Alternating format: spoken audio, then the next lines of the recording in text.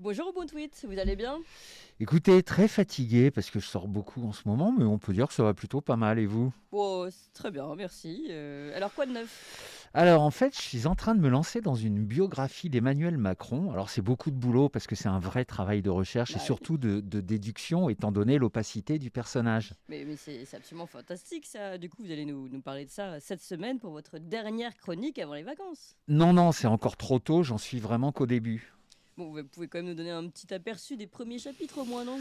Oh là là, non, non, non, je vous dis, j'en suis vraiment au début. Pour tout vous dire, j'ai écrit que la première phrase du livre, mais pour l'instant, moi j'aime bien. Ah oui, là c'est vraiment le début là. Bon alors, vous voulez bien nous lire cette première phrase? Bon, ok. Alors, mon éditeur m'a demandé d'être le plus discret possible, mais en exclusivité pour vos éditeurs qui font maintenant un peu partie de la famille, ben, désormais, je vais vous la lire. Bon, c'est vraiment gentil pour eux. Alors, je suis certaine qu'ils vont apprécier. On vous écoute. Bon, alors c'est parti. Emmanuel Macron naquit le 21 décembre 1977 dans la Somme pendant la fameuse grande pénurie d'appareils photo qui frappa la région d'Amiens-le-Touquet entre les années 50 et les années 2000. Voilà, pour l'instant, j'en suis là. Ah bon, non, mais c'est quoi ça? Il y a eu vraiment une grande pénurie d'appareils photo à Amiens entre les années 50 et les années 2000. C'est bizarre, j'en ai jamais entendu parler. Alors, pour tout vous dire, j'en suis pas certain, mais je vous ai dit, c'est un travail assez novateur que je suis en train de faire. Ça s'appelle la biographie déductive. Comme on ne sait pas grand-chose sur Emmanuel Macron, c'est donc une biographie qui va procéder beaucoup par déduction, comme son nom l'indique. Et comment, par déduction, vous en êtes arrivé à la grande pénurie d'appareils photo dans la Somme qui n'est mentionnée a priori dans aucun livre d'histoire? Eh ben, écoutez, c'est très simple, ma chère Clémence, vous allez comprendre. Moi, j'ai pris plusieurs facteurs, je les ai croisés et j'en suis arrivé à cette conclusion implacable. Que sait-on de Macron, qu'il vient d'un milieu plutôt bourgeois, n'est-ce pas? Oui, tout à fait, oui. Voilà, donc c'était plutôt un milieu où on ne comptait pas ses sous. Jusque-là, vous me suivez? Oui, oui, tout à fait. Bon, eh bien, comment expliquez-vous, ma chère Clémence, qu'on n'ait pas la moindre photo d'Emmanuel Macron enfant, à part une pauvre photo de classe? Voilà, si son histoire officielle était un truc à la Zola avec le pauvre enfant qui a grandi dans la misère sur fond de charbon, de coups de grisou et de silicose, comme l'a d'ailleurs si bien décrit Pierre Bachelet dans sa chanson Au Nord, c'était les corons, j'aurais pu comprendre. Mais là, dans un milieu aisé, qu'on n'ait pas la moindre photo de lui en train de jouer ou de souffler des bougies d'anniversaire, ou au moins la photo, vous savez, qu'on a tous là de nous à quelques semaines nus sur la table à changer les couches, ça ne peut s'expliquer que par une grande pénurie d'appareils photo pendant toute cette période et dans ce coin précis de la France. Non? Qu'en pensez-vous, ma chère Clémence? Je pense que c'est une approche très originale pour une biographie. Je vous félicite en tout cas d'avoir entrepris cette démarche très différente. Mais pourquoi vous faites remonter cette grande pénurie aux années 50 alors qu'il est né en 1977? C'est vous-même qui l'avez dit. Et alors, là encore, Clémence, c'est ma fameuse approche déductive. Figurez-vous qu'on rencontre la même particularité chez sa femme Brigitte, qui vient elle aussi d'un milieu très bourgeois, la fameuse chocolaterie Trogneux. Et comme elle a quelques années de plus que lui et que les premières photos d'elle datent des années 90, j'en déduis que cette grande pénurie a duré environ une cinquantaine d'années et a commencé donc dans les années 50. Ah oui, non mais là c'est très intéressant comme approche. On a hâte de voir la suite de votre livre, hein. Bon et sinon de quoi vous allez nous parler aujourd'hui? Des élections de dimanche? Non, je vous ai dit à peu près tout ce que j'en pensais la semaine dernière. Je ne vais pas revenir là-dessus. Tout ce que je peux vous dire, c'est que voilà, les Français ont parlé. Et pour punir Macron de son allégeance totale à l'Union européenne, l'OTAN et l'Ukraine, ils ont élu une formation politique de gauche qui est plutôt en faveur de l'Union européenne, l'OTAN et l'Ukraine, faisant au passage un grand perdant à droite avec ses idées plutôt pro-Union européenne, pro-OTAN et pro-Ukraine. Mais voilà, c'était une analyse vraiment très succincte. Oui, oui, en effet, on doit comprendre que vous reprochez à la politique française son manque de pluralité peut-être. Alors ça, c'est un euphémisme, ma chère Clémence. C'est pour ça que ça ne m'intéresse plus du tout. Bon, alors, on n'a toujours pas le sujet de votre chronique. Alors, figurez-vous que comme c'est ma dernière chronique avant les vacances, je m'aperçois que je me suis beaucoup adressé aux complotistes cette année et très peu aux normies. Oui. Du coup, j'aimerais leur consacrer cette chronique parce qu'après tout, ils représentent une grosse partie du pays, environ 80% Bon, quand même. c'est très gentil et tout à votre honneur de penser à eux. Et alors, qu'est-ce que vous voulez leur dire? Alors, vous connaissez ma passion pour l'analyse, ma chère Clémence, n'est-ce pas? Bon, eh bien, je me suis penché sur le cas de ces normies et je me suis aperçu que c'était une catégorie de la population qui était très protéiforme. Et donc, j'ai fait un tweet l'autre jour en essayant de la disséquer. Et comme ce n'était qu'un tweet, je vais quand même essayer de développer un peu parce que c'est un sujet passionnant. Parfait, alors on vous écoute avec beaucoup d'impatience. Merci. Et comme j'ai aussi une grande passion pour le fabuliste Jean de La Fontaine, j'ai fait un parallèle avec différents animaux. Comme ça, ce sera beaucoup plus parlant. Encore mieux. Bon, alors ça donne quoi? Alors, figurez-vous, ma chère Clémence, qu'il y a chez les normies 5 grandes familles. Donc, maintenant, je vais m'adresser à eux. Donc, cher ami normie, je vais te demander d'écouter attentivement afin de savoir dans quelle catégorie tu te situes.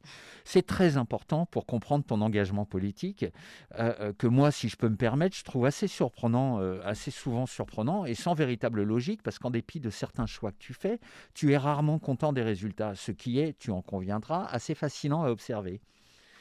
On reconnaît bien, en tout cas, votre grande humanité. Au moins, tout est alors, ça donne quoi?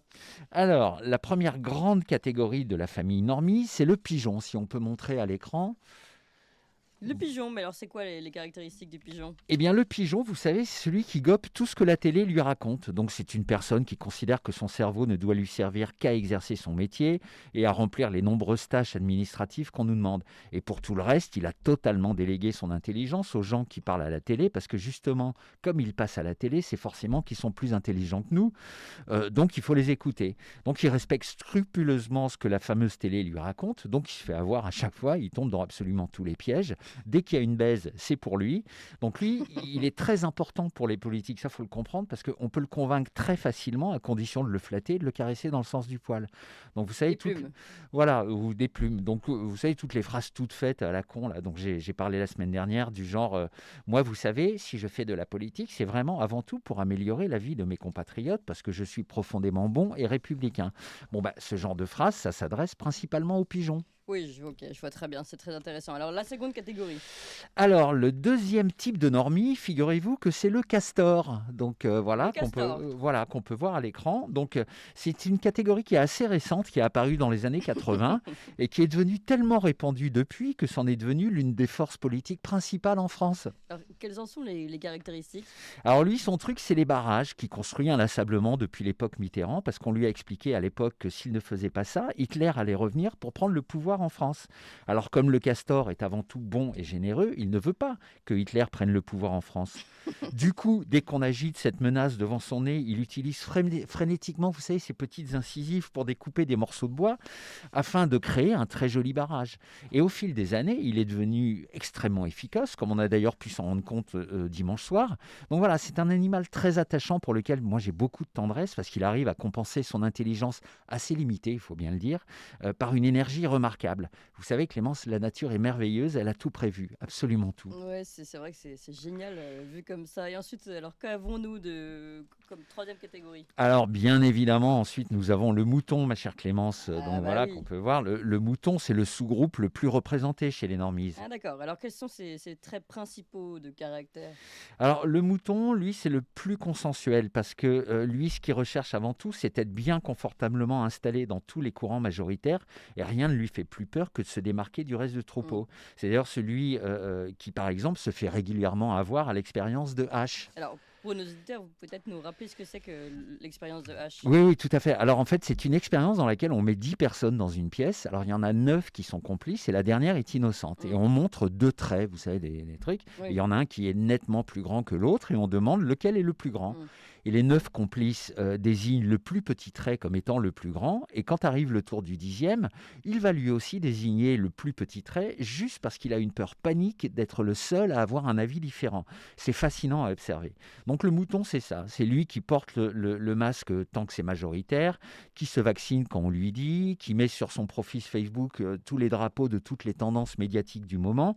Mais c'est également celui qui rejoindra les complotistes dès qu'il jugera qu'ils sont assez nombreux, car le mouton a un instinct de conservation particulièrement développé. Bon, en tout cas, c'est vraiment extraordinaire. Alors c'est quoi la catégorie suivante? Alors, la sous-famille suivante, c'est le poisson rouge. Donc voilà, qu'on peut voir, ce magnifique poisson rouge. Donc c'est un animal très attachant et en même temps très étrange. Lui, son problème, c'est la mémoire. Il oublie tout quasiment sur l'instant. Et pour les politiques, c'est un allié extrêmement précieux. Ah bon, mais comment ça?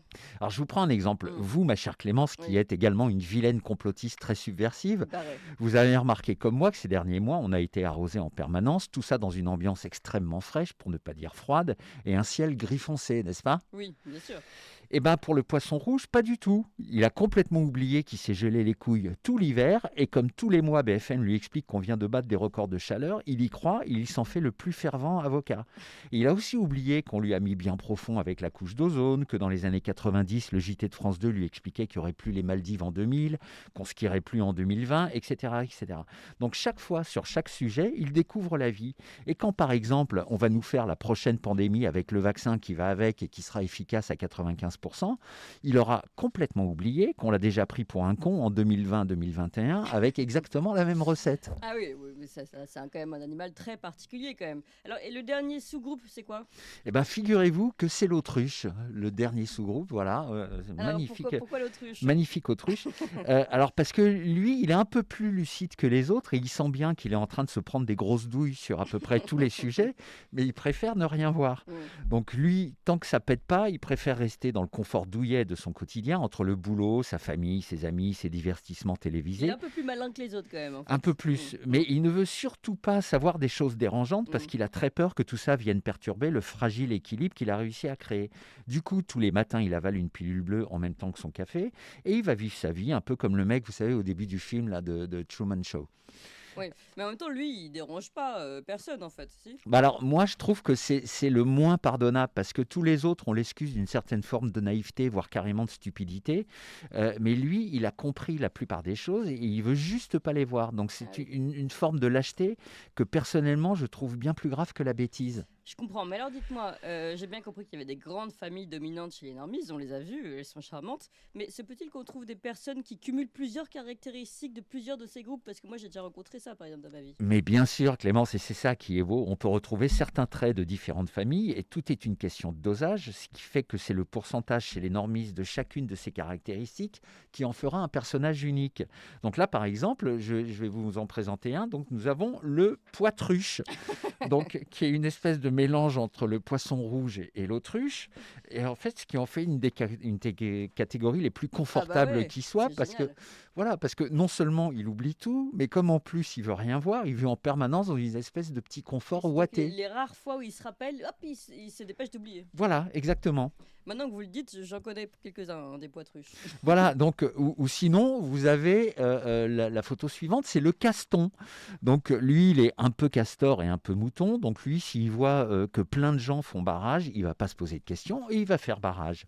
Voilà, il sait pas trop pourquoi, mais encore une fois, du moment qu'il est dans la majorité, ça lui va. Oui. Ou alors, on a le pisson rouge, donc qui est mi-pigeon, mi-poisson rouge. Et comme il oublie tout, il se fait baiser à chaque fois sur tous les sujets. Le Et c'est pauvre. le mec qui, par exemple, va payer sa taxe carbone et va attendre patiemment que la température de la Terre baisse en oubliant qu'il a déjà froid. Mais ça c'est vraiment génial comme classification, le pauvre petit pisson rouge. Oui, oui, moi je trouve aussi. Et comme tout est une question de dosage, c'est déclinable à l'infini et chacun de ces normies est un personnage unique. Allez, je vous en présente un dernier que j'aime beaucoup, c'est le moucatruche. Alors lui, il veut jamais savoir, il fait des barrages et il se fait baiser en permanence. Alors donc là, vous pouvez voir sur la photo donc un corps de castor, un cou d'autruche et une tête de mouton. Ah oui, là c'est vraiment oui, trois catégories en une. Voilà. Trois en un. Bon, en tout cas, merci infiniment au Bon Tweet pour cette passionnante analyse psychologique du normise. Bah, je vous dis à la rentrée. C'est vrai, je passe en deuxième année chez Ah Toxin. bah, bien sûr, enfin a priori on va dire. Si vous êtes ça jusqu'à la fin de l'année, parce qu'on va peut-être se retrouver pour une der des der, mais vraiment humoristique pour le coup. Donc on va demander à nos auditeurs si vous voulez, si vous pouvez rester pour l'année prochaine. Eh ben, ce serait cool. Merci beaucoup. Je Merci suis beaucoup. à la rentrée.